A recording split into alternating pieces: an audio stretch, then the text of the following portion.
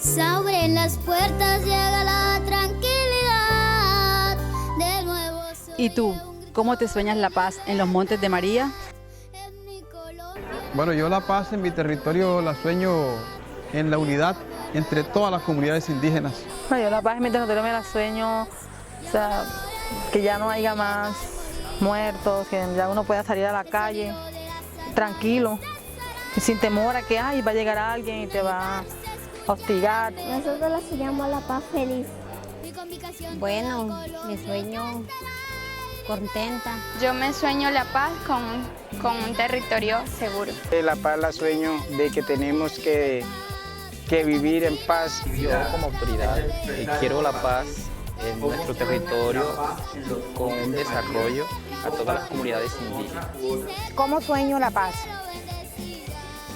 Bueno, yo me baso en un principio, es el amor.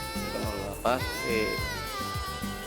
con armonía y desarrollo.